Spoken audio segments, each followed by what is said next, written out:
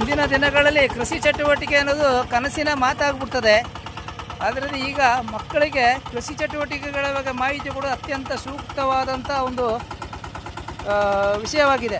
ಯಾಕೆಂದರೆ ಇವತ್ತಿನ ಯುವ ಪೀಳಿಗೆಗಳು ಎಲ್ಲ ಹೋಗಿ ಟೌನು ಸಿಟಿ ಎಲ್ಲ ಬಿದ್ದು ಮಾಡಬಾರ್ದ ಕೆಲಸಗಳಿಗೆಲ್ಲ ಮಾಡ್ತಾಯಿದ್ದಾರೆ. ಆದರೆ ಇವತ್ತು ಒಂದು ಅದರಿಂದ ಅವರಿಗೆ ದೈಹಿಕ ಸಾಮರ್ಥ್ಯ, ಮಾನಸಿಕ ಸಾಮರ್ಥ್ಯಕ್ಕಿಂತ ಅವರಿಗೆ ದೈಹಿಕ ಸಾಮರ್ಥ್ಯ ಅತ್ಯಂತ ಇಂಪಾರ್ಟೆಂಟ್. ಅದರಿಂದ ಅವರನ್ನು ಹೆಚ್ಚು ಹಾರ್ಡ್ ವರ್ಕ್ ಮಾಡುವಂಥರ ಇದು ಮಾಡಬೇಕು. ಗದ್ದೆ ಕೆಲಸಗಳೆಲ್ಲ ಈಗ ಪೆಂಡಿಂಗ್ ಆಗಿರೋದು ಲೇಬರ್ ಸಮಸ್ಯೆ.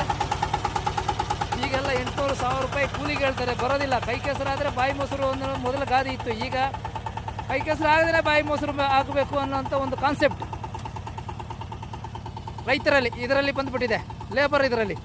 ಆದರೆ ಏನು ಮಾಡೋದು, ಪರಿಸ್ಥಿತಿಗಳು ಆ ಥರ ಇದೆ. ಇನ್ನು ಮುಂದಕ್ಕೆಲ್ಲ ನಾವೇ ಸೇರ್ಕೊಳ್ಳೋದು, ನಾವೇ ಮಾಡುವಂಥ ಪರಿಸ್ಥಿತಿ ನಿರ್ಮಾಣ ಆಗ್ತದೆ. ಇನ್ನು 10 ವರ್ಷ ಕಳೆದ್ರೆ ಅಕ್ಕಿಗೆ ಇವತ್ತು 50 ರೂಪಾಯಿ ಇರೋ ಅಕ್ಕಿ ಇನ್ನೂ 15 ವರ್ಷ ಕಳೆದ್ರೆ 200 ರೂಪಾಯಿ ಆಗುತ್ತೆ.